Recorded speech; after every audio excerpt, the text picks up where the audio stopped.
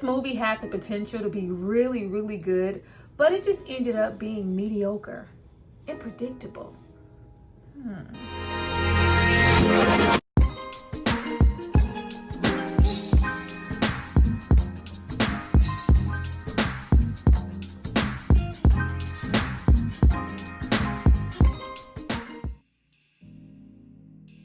Hi you guys, welcome back to my channel. It's Tyra here with another struggle review, here to discuss Hellraiser 2022. Now this is a brand new horror film available on Hulu, and it stars Odessa A'zion. Now before we get into all things Cenobites, I need you guys to drop down and subscribe to my channel and like this video. I'm going to give you guys a moment to do that, and then we're going to come back and discuss.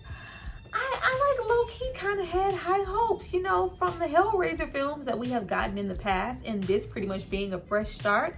We had nowhere to go but up. I wish we went a little higher, a little bit. Go back.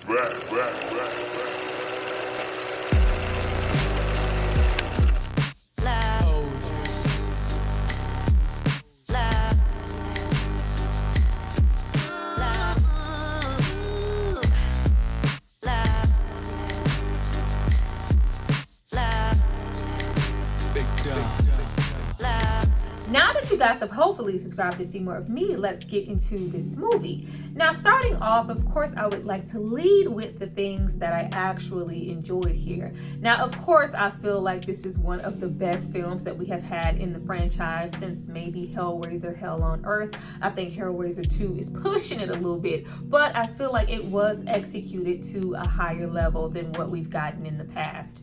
The writing and the storyline here was really consistent and centered for the most part. The acting on all fronts was pretty decent in my opinion, and the movie from a cinematic visual standpoint actually looked good. Those are things that we do not consistently get, you know, especially all three in a Hellraiser movie.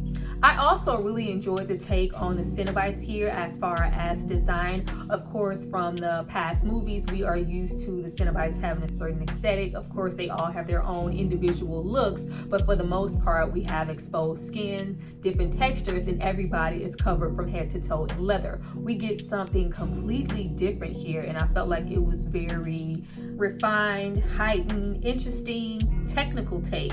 We have this flesh tone going on here throughout our Cenobites design, and we also have these like chromatic, futuristic pieces. Like, it was very different. I really liked the mix, and I really thought that they were very interesting to just look at and just discover new designs on their body. I also enjoyed some of the callbacks that we got here in this film. If you aren't, you know, super familiar with the first two films, you're gonna miss them. They're not, you know, banging you over the head with them, but certain cinematic shots, something as simple as, you know, a phrase, or, you know, something a character like Frank or Christy was wearing, their hair, you know, a chain. They're very like small things, but I paid attention enough to go, oh, you know, I remember that. I appreciated that in the way that they were kind of paying homage to the first story, all while, you know, having their own thing. And lastly, I really enjoyed the first 20 minutes or so of this movie. I really felt like we had the potential to go somewhere with these characters.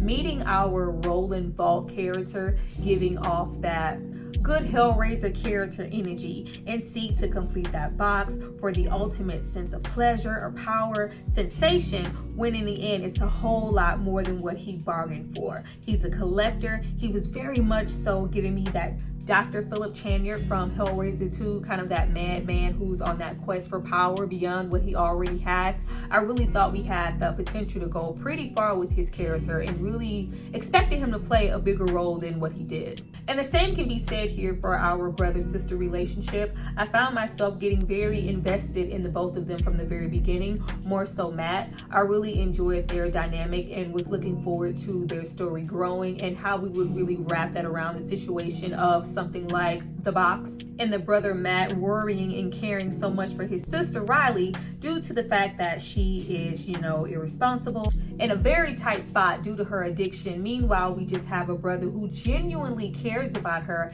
and wants her to be okay, to the point that he worries her to death. I was very interested in that.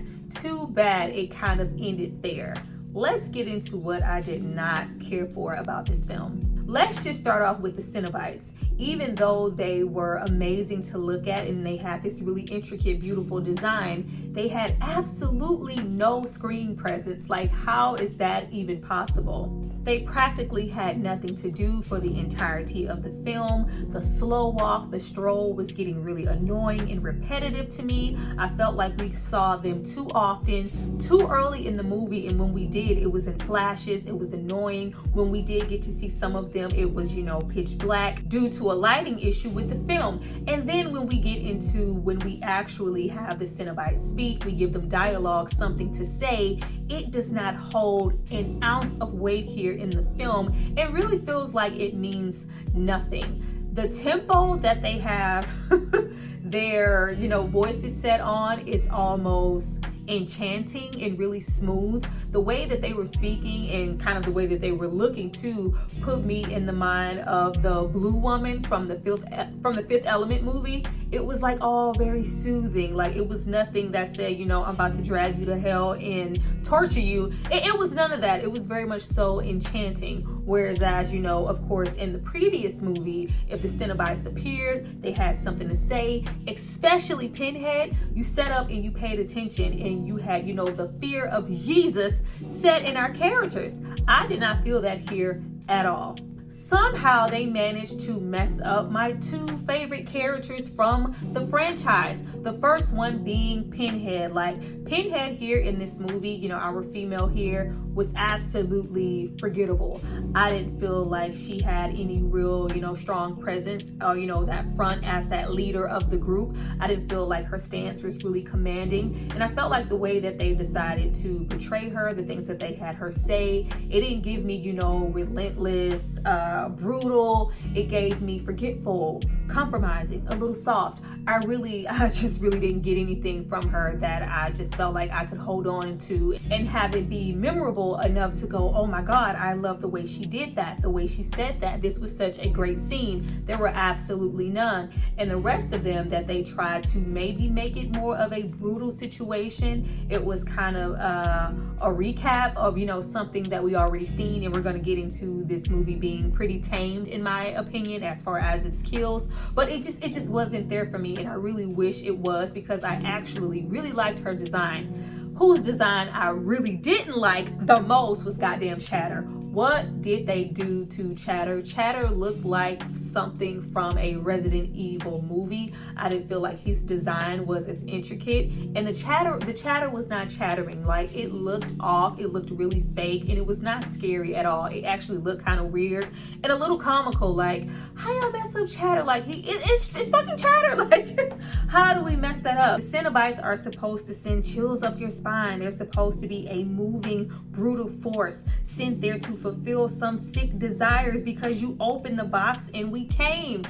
That was non-existent here. Without that, is this really a Hellraiser film? And then I also felt like they kind of dumbed down the Cenobites. Like, the part of the chase or the finesse of the whole situation of opening the box is kind of trying to, work your way around them, outsmart, somebody like a Pinhead, even though they are constantly one step ahead, watching your every move, waiting for you to make a mistake. It's almost like you have no choice and you have no say-so. But we have a character here who has all the choices and all the say-so in the world, and she is so easily able to outwit and outsmart them, and we play around with logic. I think that took away from them so much.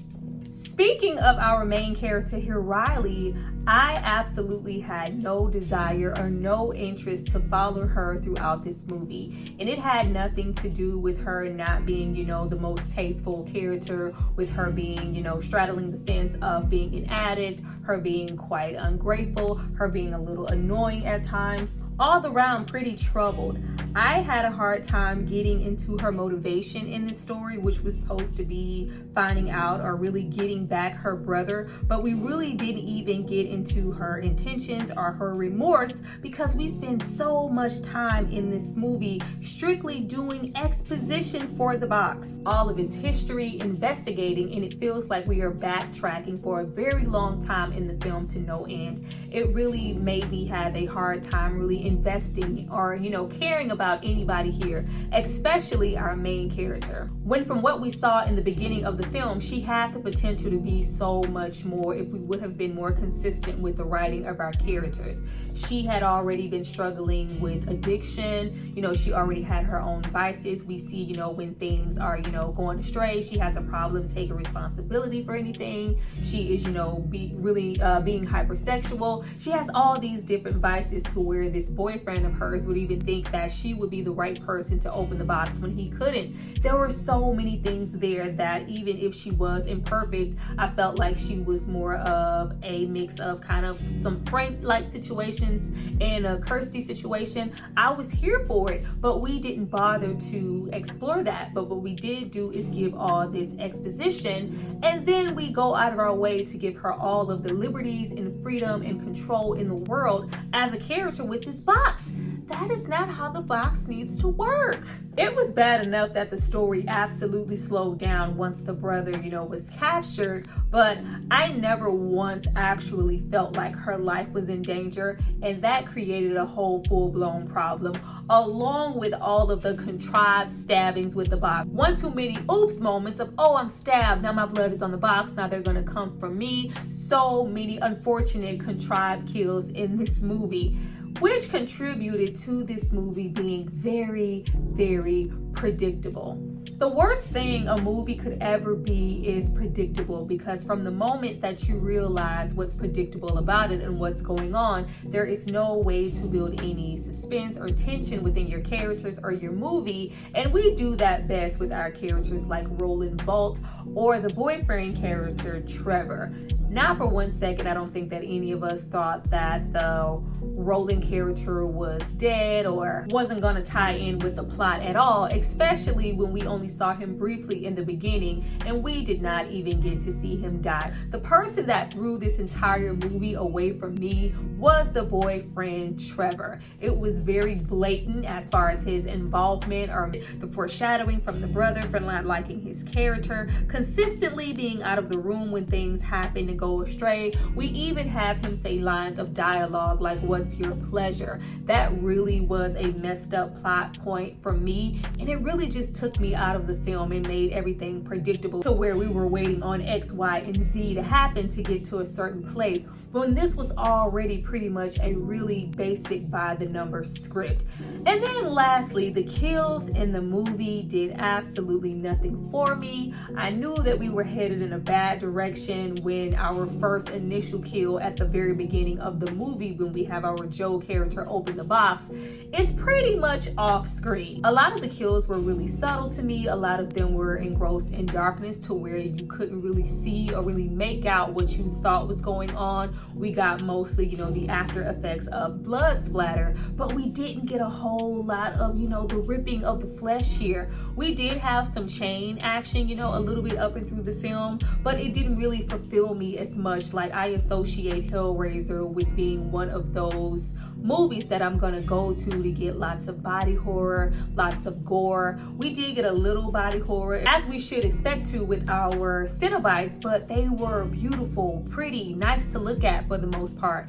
And they didn't really have that texture, fleshy look. It was more of like a dry aesthetic so that you could see every crook and cranny. We did get a little of that throwback when we had a moment where Riley thought that she was hugging her brother and we saw the fleshy part of his back exposed.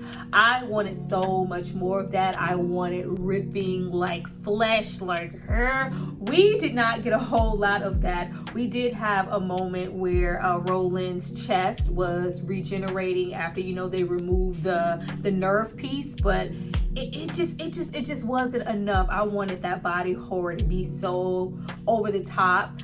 The one thing that we can expect in a Hellraiser movie is, that cringy, awful, just ickiness of, you know, these bodies just morphing into these crazy things. Now, we did have our rolling character in the end. I'm sure that's trying to, you know, roll over into this having a part 2, morphing himself into a Cenobite. But, you know, this is more so, once again, beautiful and creative and intricate to look at. It's not, you know, from a more gory standpoint.